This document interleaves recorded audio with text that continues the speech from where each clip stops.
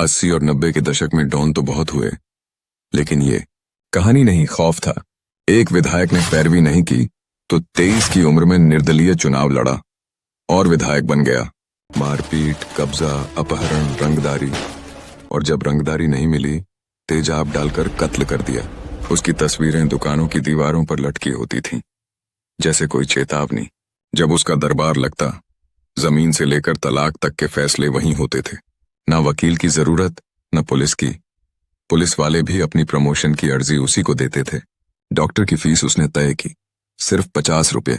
Booth लूटा, चुनाव जीता, छापा पड़ा, AK-47 निकली। 2 पुलिस वालों को गोली मार दी गई, लेकिन कोई कुछ न कर सका और जेल जाने से पहले टाइल्स लगवाए। और जब जेल से रिहा हुआ, 1300 गाड़ियों का काफिला उसे लेने आया। किसी के लिए मसीहा तो किसी के लिए मौत का साया। ये था सीवान का साहेब, बिहार का बेताज बादशाह मोहम्मद शहाबुद्दीन। आइए जानते हैं इस कहानी को सिलसिलेवार तरीके से। आगे पढ़ने से पहले चैनल को सब्सक्राइब जरूर कीजिए। 90 का दशक बिहार में अपराध का ऐसा बोलबाला था कि लोगों को सड़कों पर बाहर निकलते हुए डर लगता था। लूटपाट, मारपीट, झगड़ा, अपहरण, रंगदारी, हत्या जैसी घटनाएं वहां आम थीं। लालू प्रसाद यादव के बेहद करीबी रहे मोहम्मद शहाबुद्दीन का एक वक्त पर बिहार में ऐसा खौफ था कि आम जनता तो छोड़ो, बड़े नेता, अधिकारी, पुलिस सब उनसे खौफ खाते थे। कहा जाता है कि शहाबुद्दीन की मर्जी के बिना बिहार के सिवान जिले में तो पत्ता तक नहीं हिल सकता था। सिवान के साहेब नाम दिया था सिवान के लोगों ने शहाबुद्दीन को। मोहम्मद शहाबुद्दीन का जन्म 10 मई 1967 को सिवान के प्रतापपुर में हुआ था। सिवान में ही स्कूली पढ़ाई पूरी करने के बाद उन्होंने राजनैतिक विज्ञान में ग्रेजुएट की। कॉलेज के दिनों से ही शहाबुद्दीन का नाम अपराध से जुड़ने लगा। शहाबुद्दीन ने ओम प्रकाश को सरेआम दौड़ा कर पीटा था सिवान में। राजेंद्र प्रसाद के जीरादेई से ही ये गुंडा बना था। सिवान जिला 3 लोगों के लिए जाना जाता था। भारत के पहले राष्ट्रपति Rajendra Prasad, civil services topper Aamir Subhani और ठग नटवर लाल। राजेंद्र प्रसाद सबके सिरमौर थे। आमिर उस समय मुसलमान समाज का चेहरा बने हुए थे और नटवर के किस्से मशहूर थे। उसी वक्त शहाबुद्दीन अपनी जगह बना रहा था, जो कम्युनिस्ट और बीजेपी कार्यकर्ताओं के साथ खूनी मारपीट के चलते चर्चित हुआ था। इतना कि शाबू AK-47 नाम ही पर गया। 1986 में हुसैनगंज थाने में इस पर पहली FIR 19 साल की उम्र में दर्ज हुई थी। उसी थाने में ये A लिस्ट हिस्ट्री शीटर है, मतलब वैसा अपराधी जिसका सुधार कभी नहीं हो सकता। शहाबुद्दीन के लिए तो क्राइम की ये शुरुआत थी और उसे जेल होना था, लेकिन तब के विधायक डॉक्टर कैप्टन त्रिभुवन नारायण सिंह से मामले में पैरवी करवानी थी। त्रिभुवन नारायण 1985 में कांग्रेस के टिकट पर चुनाव जीतकर विधायक बने थे। इस वाकया के बाद शहाबुद्दीन को एक आपराधिक मामले में जेल जाना पड़ा था। कई महीने जेल में रहने के बाद जब बाहर आए तो वो एक के बाद एक खौफनाक वारदातों को अंजाम देते रहे। कई मामले शहाबुद्दीन पर दर्ज होने लगे। इसके बाद 1990 में होने वाले विधानसभा चुनाव में शहाबुद्दीन ने निर्दलीय उतरने का फैसला किया। इसके बीच शहाबुद्दीन ने चुनाव लड़ा और 378 वोटों से कांग्रेस के विधायक रिटायर कैप्टन त्रिभुवन सिंह को हरा दिया। कहा जाता है कि इस चुनाव में जीत के लिए शहाबुद्दीन ने सब हथकंडे अपनाए थे। बस क्या था, शुरुआत हो चुकी थी एक शातिर अपराधी की राजनीति से जुड़ने की। इसके बाद तो क्राइम के साथ साथ राजनीति में भी इस बाहुबली का ग्राफ बढ़ता चला गया। सिवान का ये डॉन धीरे धीरे पूरे बिहार में फेमस होने लगा। लोगों में शहाबुद्दीन का इतना डर था कि कोई उनके खिलाफ कुछ भी कहने से बचता था। इसी दौरान शहाबुद्दीन लालू यादव के करीब आए। लालू यादव को अपना दबदबा बनाने के लिए एक दबंग आदमी की जरूरत थी और शहाबुद्दीन को एक बड़ी पार्टी का प्लेटफॉर्म चाहिए था। बस यहीं से अपराध के एक नए युग की शुरुआत हुई। 1991 लोकसभा चुनाव में जनता दल को बड़ी जीत मिली। इन लोकसभा चुनावों में शहाबुद्दीन ने अपने बाहुबल से तो लालू यादव का साथ दिया ही, साथ ही मुस्लिम वोटर्स को लुभाने में भी अहम भूमिका निभाई। अब बिहार में जनता दल की सरकार बन चुकी थी तो सिवान में शहाबुद्दीन की सरकार चलती थी।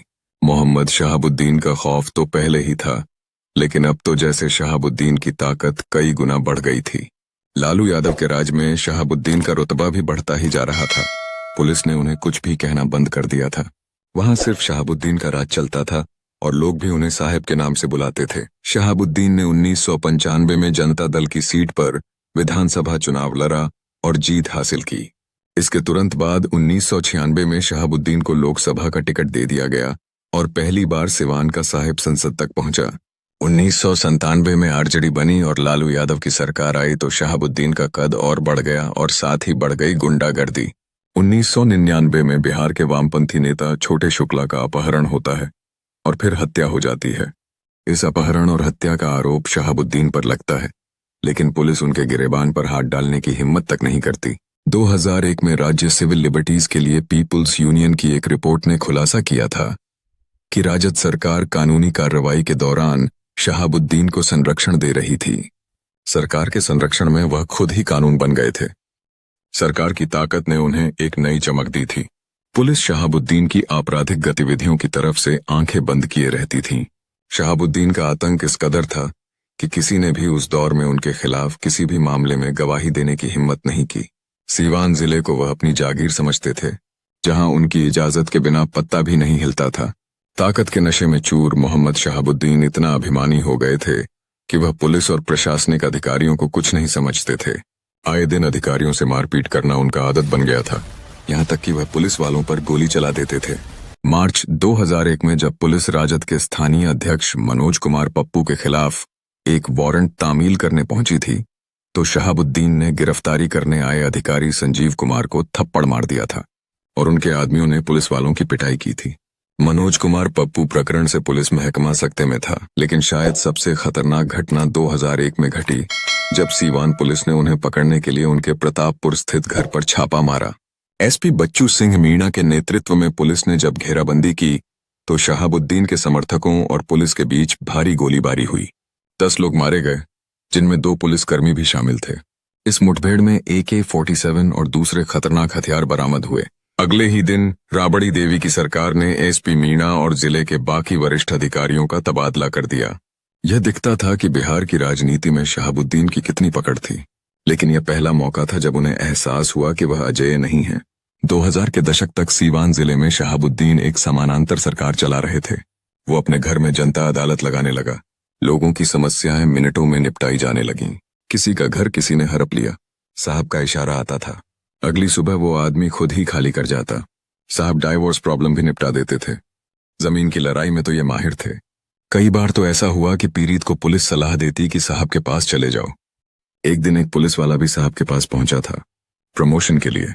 एक फोन गया और हो गया प्रमोशन। यहां तक कि जिले के डॉक्टरों की परामर्श फीस भी वही तय किया करते थे। जनता इन छोटे छोटे फायदों में इतना मशगूल हो गई कि इसके अपराधों की तरफ ध्यान देना भूल गई, या यूं कहें कि डर और थोड़े से फायदे ने दिमाग ही कुंद कर दिया था। लोगों ने देखना बंद कर दिया कि इसने कितनी जमीनें हड़पी, कितने हथियार पाकिस्तान से मंगवाए। नतीजन ये जीतता रहा। रात को 8 बजने से पहले लोग घर में घुस जाते थे, क्योंकि शहाबुद्दीन का डर था। कोई नई कार नहीं खरीदता था, अपनी तनख्वाह किसी को नहीं बताता था, क्योंकि रंगदारी देनी पड़ेगी। शादी विवाह में कितना खर्च हुआ कोई कहीं नहीं बताता था। बहुत बार तो लोग ये भी नहीं बताते थे कि बच्चे कहाँ नौकरी कर रहे हैं। कई घरों में ऐसा हुआ कि कुछ बच्चे नौकरी कर रहे हैं तो कुछ घर पर ही रह गए, क्योंकि सारे बाहर चले जाते तो माँ बाप को रंगदारी देनी पड़ती। ये तो थी बस कहानी का एक हिस्सा। कल बताएंगे कि कैसे लालू राज में सीवान की गलियों में डर सांस लेता था, और 2004 के चुनाव में शहाबुद्दीन ने कैसे चलाया था खास ऑपरेशन। जुड़े रहिए हमारे साथ। चैनल को अभी सब्सक्राइब कर लीजिए ताकि अगला पार्ट आपसे मिस ना हो जाए। थैंक यू, बाय, जय हिंद।